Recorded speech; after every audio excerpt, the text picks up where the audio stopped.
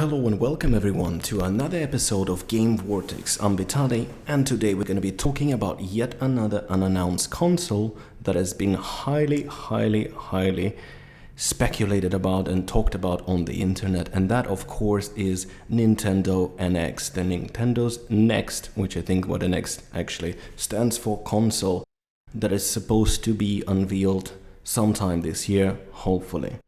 So the rumor that's been circulating around on the internet just recently, we're gonna dive in straight into it. I'm gonna tell you all about it, and then we'll discuss the pros and cons of this kind of technology that they're planning to use, and talk about the Nintendo NX a little bit in general, what we hope to see, and I'll give you my input on that. So without further ado, there's been a rumor circulating around the internet. I've actually read a few articles on Tech Insider, for example. One of them is that Nintendo is going back to cartridges and ditching the optical media altogether for the new console, the NX.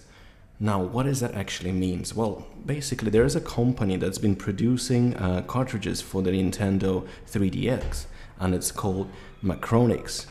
So the British publication, this is a quote, British publication Screen Critics spotted some explicit mentions of Nintendo's Next console in Macronix's latest financial reports. What they basically said is that they cited Nintendo's new platform as a helping drive for the financial growth for the company in its third and fourth financial quarters. So basically means that it lines up with this coming holiday as well as the first part of 2017, which is around the time when the NX is supposed to be launched. Nintendo said recently that its new console will launch in March 2017, which is a big boo in terms of, I was actually hoping to see it this year, considering how dire the situation looks for the Wii U. I'm really hoping that they're actually going to do something about it, but as long as it comes out good and it's going to be successful. So yeah, Macronix basically was, as I said, responsible for the proprietary media format that is used in Nintendo 3DS, the small cartridges that you put at the back of your console, handheld in this case. That format in the 3DS was produced using a 75nm ROM chip, which is capable of holding about 8 GB of media. Now, you know, in this day and age when the console games are becoming more and more heftier and bigger, that wouldn't be enough. But the format they created recently is using a 32nm ROM chip. They don't really dive into how much information can it actually hold, but they say that it's capable of holding far more data, and even in a smaller form factor, so the cartridges might be even smaller. Now let's dig into it, and if you've been in a console gaming for a long time, I've been with it for at least 20 years already, you've noticed that for the last 20 years there's always been an optical media. We've been stuck with that media for a very long time, and as much as we love it, when it's on our shelf, it does have quite a few disadvantages. So first and foremost, like PS1 used CDs, right? Sega CD was there as well, but PS1 used the CDs, PS2 used DVDs, PS3 and PS4 using Blu-ray, Xbox One is using Blu-ray as well. As we can see, this format is here to stay, obviously, but the sales of the Blu-ray disc in general are falling because of all the downloadable and digital distribution. There are some people still like me who like to have a physical media, but this is not the problem. The problem is that the optical media is too slow. It's way too slow. For example, the current consoles right now, they can process the information much faster than they can actually read it. So they can't read it fast enough. That's why you are required to install the game before you actually start playing. Back in the days, you just pop the CD or DVD and you start playing straight away. Now, the first thing you do is you install your game. Thankfully, it's quite quick on the PS4. On the PS3, it took, not all the games were installing. Like I remember the Gran Turismo 5 did a pretty big install. Took ages, an hour. Xbox One is pretty slow in that as well. And well, the Wii U, the games are not really that big, to be honest. It's not this graphical powerhouse. So there we go. The first disadvantage is that it's being too slow. It affects, if you even can get the game to run from the disk without actually installing it, there would be so many limitations that developers just wouldn't be able to pass, and the loading times would be atrocious. So right now, basically just buy the game, you install it, and yeah, you're still required to keep the CD in a drive or a Blu-ray, right? Because They need to know that you actually own the game and you require it every time, so you don't go off and sell it straight away after installing it. So there we go, that's one thing. Second, to be honest, like the optical media is prone to degradation depending on where you live, how old is your CD, what condition you keep them in. Also, if by any chance you drop your CD, there's a good chance that it might be scratched, won't be able to be read properly. The more moving parts in your console, like an optical drive that can break, that's not good as well, because one of my PS3s actually died because the Blu-ray drive stopped working. And because I'm living in Asia, I bought my console in the UK, I couldn't get it fixed because the warranty wasn't applying to this part of the world. It sucked, but I had to live with that, threw it away, bought a new one. That one yellow lighted on me. But it's okay. So yeah, that's another disadvantage. And think about flash memory that they're planning to use. It's actually gonna be much faster, most likely more secure, because that's another reason why they actually do. Every company, like even the Vita, for example, used the proprietary format because it was way more secure than just using an SD card. However, that driven the cost of way up. And there's very little chance for them to succeed if there's any kind of licensing fees or any kind of fees that the publishers have to pay to get their games onto the Nintendo's proprietary format. So that remains to be seen. So for now, we know that Nintendo's choice is probably better because it's faster. That's one thing. Also, it needs to be seen what's the limitation for the space, because if it can hold something like 25 gigs, that's not going to be enough if they have a third-party support, because some games going for 50 gigs right now. So it also depends on what the console is actually going to be. We know that it's a hybrid. I mean, I've read in the documents, the leaked documents for the patenting things, it's that it's basically like a handheld that you can insert into the station, which will combine the power of both and make it more powerful. I've heard that you can connect 2 or 3 or 4 NXs at the same time to make it even more powerful, handle 4K and things like that. I just don't see how that is gonna work. Who would gonna be buy 3 or 4 NXs to put them all linked next to your TV? That's just a bit weird for me. How powerful this console is going to be ultimately depends on its success as well, because Nintendo is doing a very, very risky strategy. First, they released the Wii U, which just dropped dead pretty much on arrival.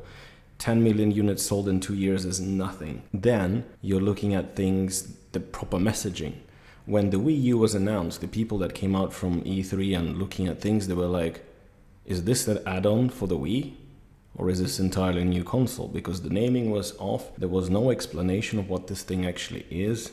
When it arrived on the market, it was outdated already. The hardware was just really, really bad. It was hard for them to get third-party support. The EA was there, but then they said, screw it, our games don't sell, why should we invest money into this stuff? So Nintendo needs to make sure that their new console is more powerful than PlayStation and Xbox One if they want to have at least some fighting chance in this industry right now. Because to be honest, all people really want, they don't really want any kind of gimmicky stuff and controls, you have to swing things and so on and so forth. What they actually want is a powerful console with a proper controller.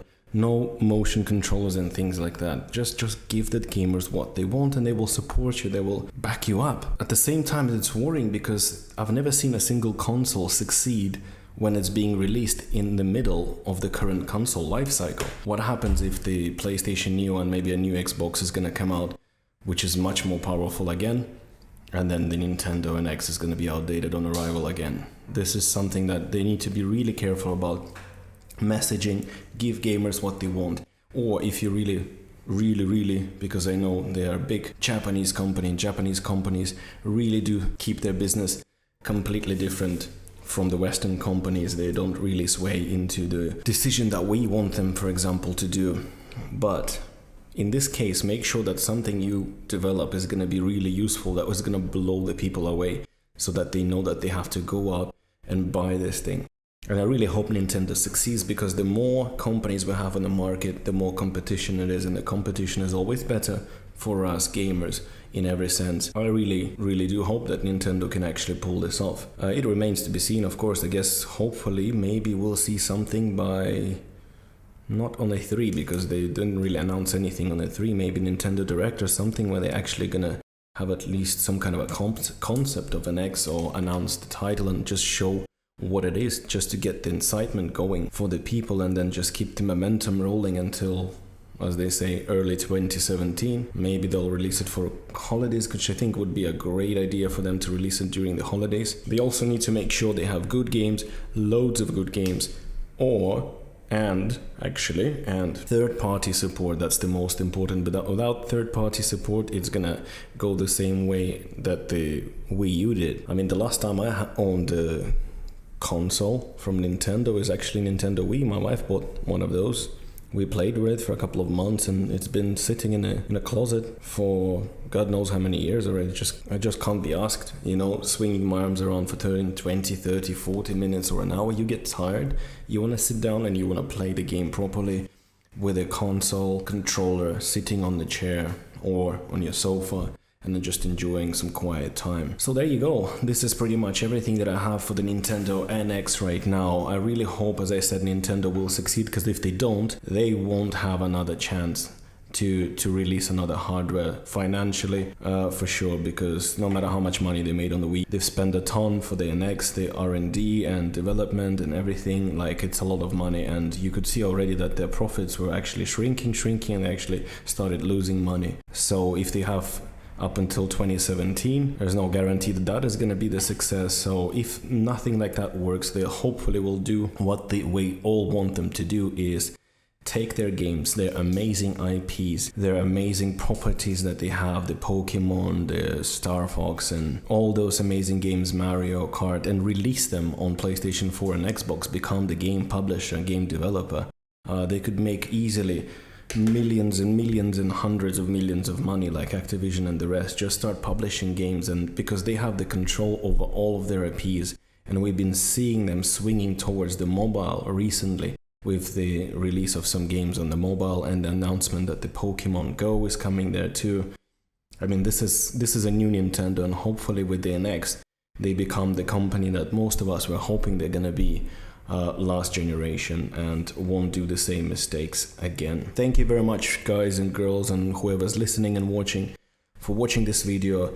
Click a subscribe button if you like it. I'll try to release new content as soon as it becomes available. If something's interesting out there, I'll try to bring it to you. We can discuss it. I can give you my take on it, and leave the comments below. I really want to know, what do you think about Nintendo NX in general? Are you planning to buy it? What do you think it will be? And also about today's rumor, the Macronix storage, right? The back to the cartridges thing. Are you happy for that? Do you think that's a good idea, or do you think it's a bad idea? And why? So thank you very much again for watching, and I'll see you on the next show.